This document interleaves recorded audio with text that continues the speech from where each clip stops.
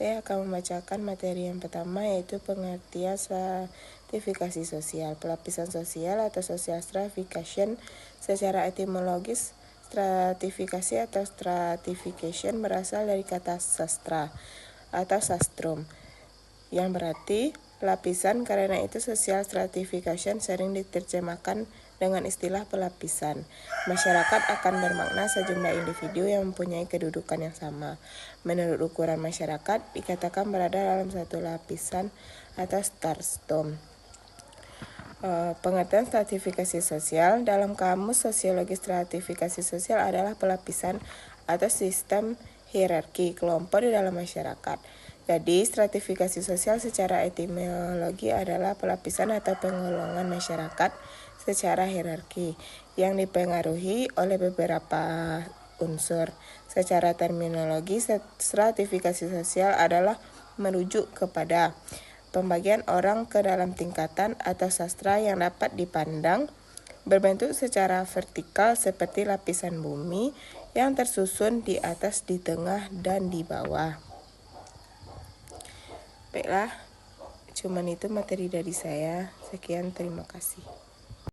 Baik, saya akan melanjutkan dari materi rekan saya, yaitu dasar-dasar pembentukan stratifikasi sosial. Stratifikasi sosial adalah pengelompokan masyarakat ke dalam lapisan-lapisan sosial yang berada berdasarkan berbagai kriteria. Berikut adalah dasar-dasar pembentukan stratifikasi sosial. Yang pertama yaitu kekuasaan. Individu atau kelompok yang memiliki kekuasaan baik dalam pemerintahan maupun dalam masyarakat biasanya ditempatkan di lapisan sosial atas. Kekuasaan ini mencakup kemampuan untuk mengatur dan mengkonsumsi sumber daya. Yang kedua yaitu kekayaan. Kepemilikan harta benda menjadi ukur paling dalam stratifikasi sosial. Mereka yang memiliki kekayaan lebih banyak akan berada di lapisan teratas, sedangkan yang kurang mampu akan berada di lapisan paling bawah. Baik, materi selanjutnya yang akan dibacakan oleh rekan saya. Baik, saya akan melanjutkan materi tentang dasar-dasar pembentukan stratifikasi sosial. Yang selanjutnya yaitu kehormatan. Status sosial juga dapat ditentukan oleh kehormatan atau partisi yang dimiliki oleh seseorang. Individu yang dihormati seperti pemuka agama atau pemimpin masyarakat akan mendapatkan posisi tinggi dalam stratifikasi sosial. Selanjutnya yaitu pendidikan. Tingkat pendidikan seseorang berpengaruh dalam menentukan status sosial. Pendidikan tinggi seringkali membuka kesempatan untuk pekerjaan yang lebih baik, meningkatkan status sosial individu dan keluarganya. Selanjutnya yaitu gaya hidup. Gaya hidup yang mencerminkan status sosial seperti kebiasaan konsumsi barang-barang mewah juga dapat mempengaruhi penempatan seseorang dalam stratifikasi sosial. Dasar-dasar ini menciptakan lapisan-lapisan dalam masyarakat yang seringkali terlihat dalam bentuk kelas atas, kelas menengah, dan kelas bawah.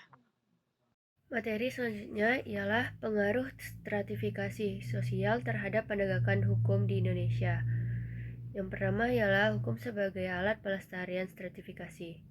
Hukum seringkali digunakan untuk mempertahankan posisi kelompok dominan di masyarakat.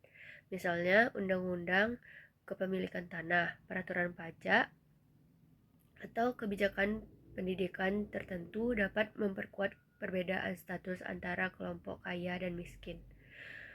Selanjutnya, hukum sebagai alat mobilitas sosial.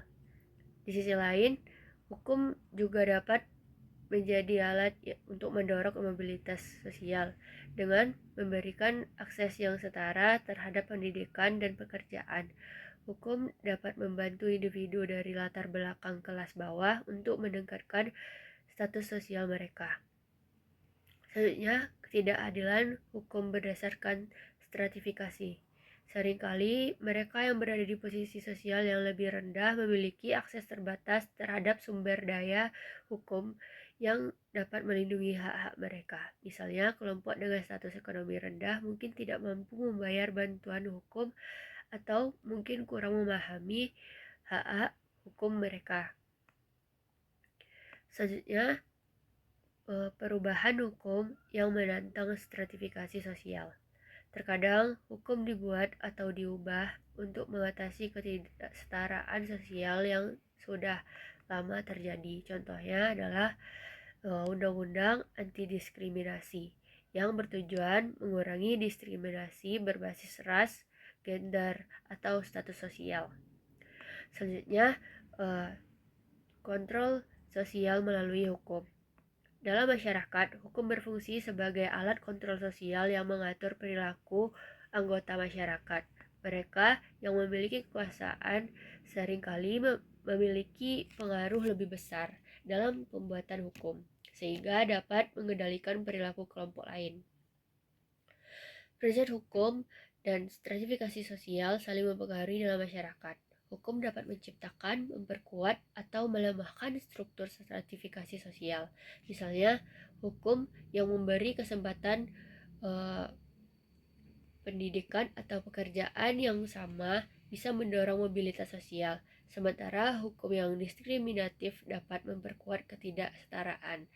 Prinsip-prinsip ini menunjukkan bagaimana hukum dan stratifikasi sosial mempengaruhi organisasi masyarakat dan peran yang dimainkan oleh setiap individu atau kelompok. Penyelesaian masalah hukum dan stratifikasi sosial. Penyelesaian masalah hukum dan stratifikasi sosial memiliki hubungan yang kompleks dan saling mempengaruhi. Stratifikasi sosial merujuk pada pengelompokan masyarakat berdasarkan faktor seperti kekayaan, kekuasaan, pendidikan, dan status sosial yang berpengaruh pada akses individu terhadap sumber daya dan keadilan hukum. Individu dari lapisan sosial yang lebih rendah sering mengalami kesulitan dalam mengakses sistem hukum karena mereka mungkin tidak memiliki sumber daya untuk menyewa pengacara atau memahami prosedur hukum, sehingga berpotensi mengakibatkan ketidakadilan dalam masyarakat dengan stratifikasi sosial yang tinggi. Penyelesaian sengketa hukum sering dipengaruhi oleh posisi sosial, di mana pihak yang lebih kaya atau berkuasa dapat mempengaruhi hasil keputusan hukum. Selain itu, persepsi masyarakat terhadap hukum dapat berbeda. Orang dari lapisan bawah sering melihat hukum sebagai alat yang digunakan oleh yang kaya untuk mempertahankan kekuasaan mereka. Oleh karena itu, reformasi hukum diperlukan untuk mengatasi ketidakadilan ini, seperti menyediakan layanan hukum gratis atau program pendidikan hukum. Dengan demikian, penyelesaian masalah hukum yang adil dan merata dapat berkontribusi pada pembangunan sosial yang lebih inklusif, menciptakan masyarakat yang lebih stabil dan harmonis.